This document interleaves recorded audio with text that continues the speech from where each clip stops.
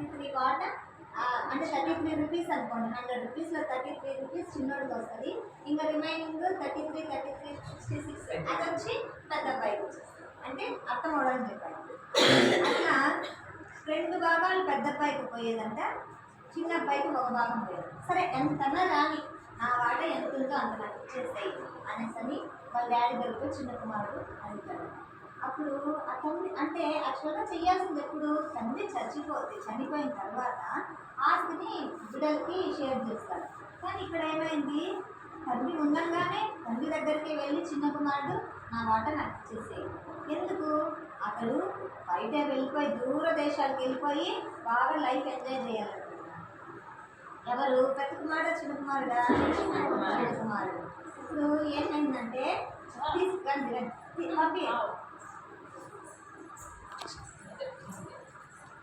ఏమైందంటే పెద్ద కుమారుడు అడగల, ఆస్తిలో వాట అడగల, చిన్న కుమారుడే అడిగాడు. సరే వాళ్ళ నాన్నకు చాలా బాధ అయిపోయిందంట. ఇంకేం చేయలేదు కదా, అంటే తండ్రి బతుకున్నాగానే చూడు నేను బతుకున్నాగానే చంపేస్తాడు నా బిడ్డ అనేసి బాధపడి, సరే వాడి ఇష్టం వచ్చినట్టు చేసేద్దామని తండ్రి తల్లిదండ్రులు అంతే, బిడ్డ ఏమన్నా కాదండి. మీరు కూడా అడిగితే మీ డాడీ తెచ్చిస్తాడు, తెచ్చిడా? ఏమడిగినా తెచ్చిస్తాడు కదా మీ డాడీ. డాడీ నాకు అరటిపండు తెచ్చి డాడీ అంటే తెచ్చిస్తాడు. డాడీ నాకు లడ్డు తెచ్చి డాడీ అంటే తెచ్చిస్తాడు. మీకు ఏం తినాలనిపిస్తే అది మీరు అడుగుతారు కాబట్టి డాడీ మీకు తెచ్చిస్తాడు. అదేవిధంగా ఇక్కడ కూడా చిన్న కుమారుడు ఏమడిగాడు? ఆస్తిలో వాట అడిగాడు. కాబట్టి వాళ్ళ తండ్రి ఏం చేస్తాడు? సరేలే బిడ్డ అడుగుతున్నాడు కదా అని ఇచ్చేస్తాడు. అతను ఏం చేస్తాడు? నేరుగా ఆస్తిని తీసుకొని బయట వెళ్ళిపోయిన తర్వాత ఇంకా డబ్బు ఉంది కదా, ఫ్రెండ్స్ పిచ్చలు విడిగా తిరిగాడు, సినిమాలకు, షికార్లకి. షాప్ ఏమేమి చేయొచ్చు చెప్పు షాప్? ఇప్పుడు డబ్బు తీసేసుకొని బయట పోయి ఏమేమి చేయొచ్చు? నువ్వైతే ఏమేమి చేస్తావు? ఒకటి చెప్పాలా? అదే చెప్పు, పర్లేదు, తప్పేం లేదు, చెప్పు. నువ్వు చేస్తావో చేయవద్దు పక్కన పెట్టు. ఈ సమాజంలో నీ చేతిలోకి అంటే నీ వయసు గల వాళ్ళ చేతికి నువ్వు చేయలే, కొన్ని చేయలేదు, మీరు భయభక్తి. కానీ సమాజంలో అందరూ డబ్బు తీసుకొని ఏం చేస్తారు? సినిమాలు పోతారు, పార్టీలు పోతారు, ఫ్రెండ్స్తో తిరుగుతారు, పబ్స్కి తిరుగుతారు. అబ్బా ఇంకా హైలైట్గా చెప్పాడు, పబ్స్కి తిరుగుతారు. అమ్మాయిలు లవర్స్ మెయింటైన్ చేసేటోళ్ళు ఉంటారు, లవర్స్ కోసం ఖర్చు పెడతారు. ఇట్లా నానా రకాలుగా. అంటే ఇవన్నీ మంచి కార్యాలా? ఇవన్నీ మంచి కార్యాలు కాదు. సినిమాలు పోవడం మంచి కార్యం కాదు. ఫ్రెండ్స్తో బయట తిరగడం మంచి కార్యాలు కాదు. ఆయన చెప్పినట్టు పబ్స్ అట్లా బయట తిరగడం మంచి కార్యాలు. అంటే ఇవన్నీ ఏవి? చెడు కార్యాలు. మంచి కార్యాల కోసం అదే ఈ ఆస్తి తండ్రి దగ్గర ఉంటే అది ఉపయోగపడి ఉంటుంది, అది మంచి పని. కానీ ఇక్కడ ఏం జరిగింది? తండ్రి దగ్గర నుంచి ఆస్తి తీసేసుకొని ఎక్కడికి వెళ్ళాడు? ఫ్రెండ్స్తో జాలీగా ఎంజాయ్ చేసేస్తాడు. ఆ డబ్బంతా ఉంటుందా? అయిపోతుందా? ఎందుకు? ఇదంతా ఖర్చు పెట్టేశాడు కాబట్టి ఆ డబ్బంతా అయిపోయింది. సరే ఒకరోజు అలాగే డబ్బంతా అయిపోయిన రోజు ఒకరోజు వచ్చిందన్నమాట. ఏం చేశాడంటే ఇంకేం చేస్తాడు? తినడానికి ఎందుకు లేదు, ఉన్న డబ్బంతా ఖర్చు పెట్టేశాడు. ఇప్పుడు నువ్వు అనుకో, డబ్బు తీసుకొని ఇదంతా నీ ఫ్రెండ్స్, నువ్వేం చేసావు? మీ డాడీ మీ మమ్మీ దగ్గర డబ్బులు తీసుకొని 100 రూపాయలు చెప్తా, 100 రూపీస్ తీసుకున్నావు. వీళ్ళందరినీ తీసుకొని బయటకు వెళ్ళావు. వాళ్ళకి కావాల్సిన చాక్లెట్లు, బిస్కెట్లు, వాళ్ళు అడిగినటువంటి కూడా ఇచ్చేస్తావు. అమ్మాయిలకైతే క్లిప్పులు, గాజులు, పువ్వులు అవన్నీ ఇష్టం కదా, అవన్నీ కొనిచ్చావు. అరే నా ఫ్రెండ్ అడుగుతోంది అనేసి అన్నీ కొనిచ్చేసావు. మరి నీ దగ్గర డబ్బులు ఉంటాయా? అంతా ఆ 100 రూపాయలు ఖర్చు అయిపోయినాయి. మళ్ళీ ఏం చేస్తావు?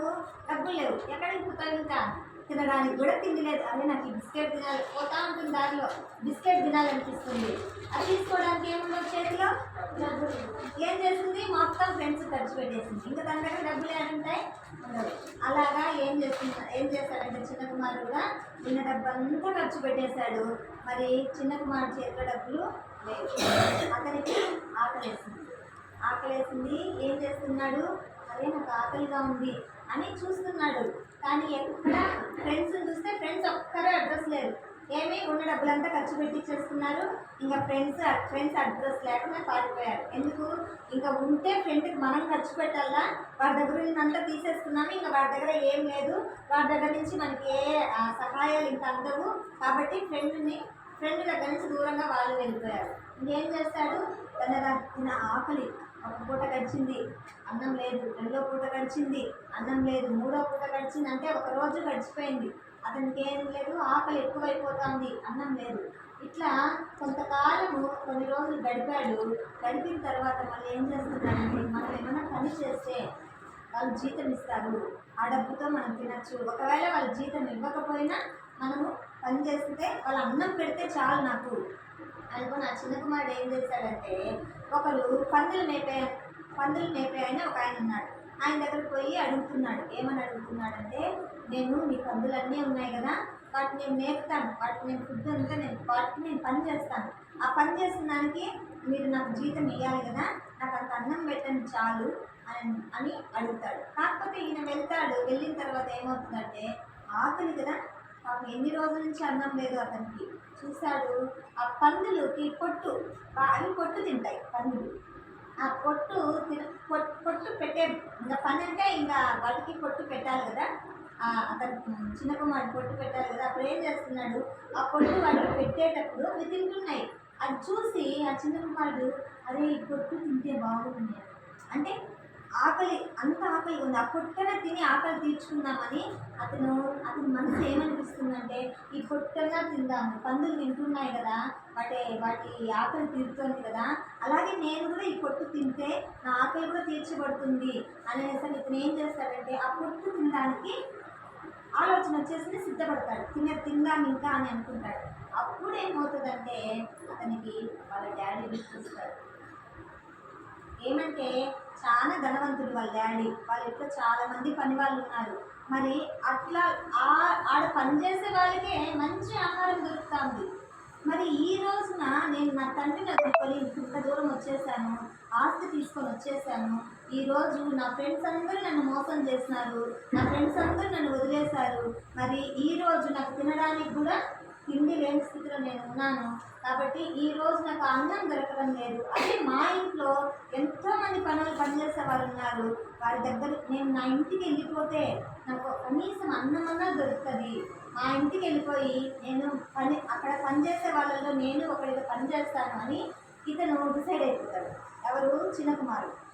సరే, ఆ రోజు డిసైడ్ అయ్యాడు కదా, ఇంకా వెంటనే ఏం చేస్తాడంటే, వెళ్ళిపోదాం ఏమన్నా కానీ నాన్న దగ్గరికి వెళ్ళిపోయి నాన్న క్షమాపణ అడిగేసి అక్కడే మా నాన్న దగ్గరే వెళ్ళి మనం పని చేసుకుందాం అనేసి అని వెళ్ళిపోతాడు చిన్న కుమారుడు. వెళ్ళిపోయాక ఇక్కడ ఏం చేస్తాడంటే, ఇన్ని రోజులు కొడుకు గురించే మనం చూసాం కదా, తండ్రి ప్రతిరోజు ఎదురు చూస్తున్నాడంట బిడ్డ కోసం. మిద్దిపైకి వెళ్ళి నా బిడ్డ వస్తాడు అంటే ముసలివాడు కాబట్టి ఇట్లా కన్నులు ఎత్తుకొని ఇట్లా నా బిడ్డ వస్తున్నాడా లేదా అనేసి అని చూస్తూ ప్రతిరోజు అతని డ్యూటీ అదేనంట.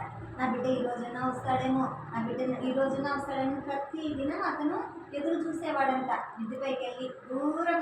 మిద్దిపైకి వెళ్ళామంటే చాలా దూరమైన కనబడుతుంది కదా, ఆ విధంగా పైకి వెళ్ళి చూసేవాడంట.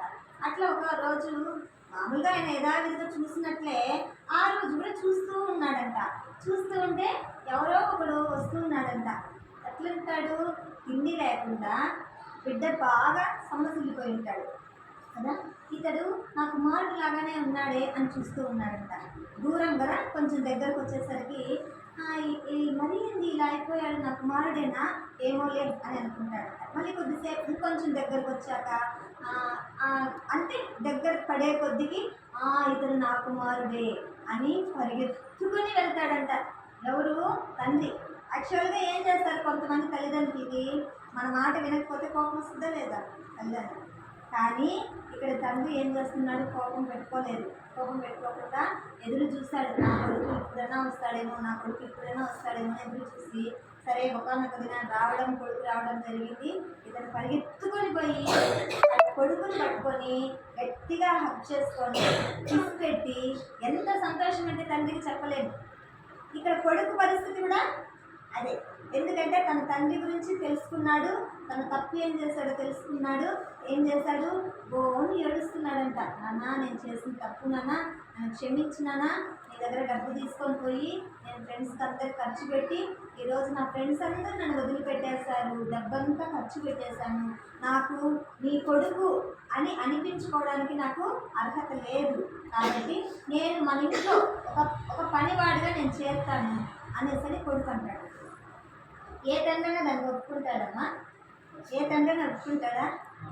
అస్సలు బిడ్డ వచ్చింది ఎక్కువ అని అతన్ని కౌగిలించుకొని ముద్దు పెట్టుకొని అతనికి అన్నీ రెడీ చేసి ఒకటే మాట చెప్పాడంట, ఇలా ఇంత నుంచి మీరు నా నా కుమారుడు అని వెంటనే దగ్గరకు తీసుకొని ఏమవుతుందంటే అతని కోసము ఒక బాగా బలిసిన దూడని బలిసిన దాన్ని పొట్టేల్ని నరుకుతాడంట. నరికి గొప్ప విందు చేస్తాడు. అతనికి స్నానం చేయించి కొత్త బట్టలు తొలగించి చేతికి ఉంగరం తొలగించి మంచిగా అతనికి విందు చేసి ఆ ఊరి ప్రజలందరినీ పిలిపించి విందు చేస్తాడంట. ఓకేనా? ఇక్కడ ఏం నేర్చుకున్నారు మీరు? నీతి ఏం నేర్చుకున్నారు? ఇక్కడ ఏం నేర్చుకున్నారు? తల్లిదండ్రుల మాట మనము వినాలి.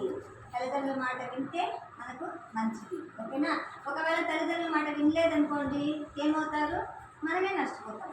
కాబట్టి ఇంకా నుంచి మనము తల్లిదండ్రులు ఏం చెప్పినా ఆ మాట మనము వినాలి. ఓకేనా? దీంట్లో మీకు ఎవరికి బైబిల్స్ లేవు కదా, నేను ఇస్తాను, న్యూ టెస్టమెంట్స్ నాకు ఇచ్చేసి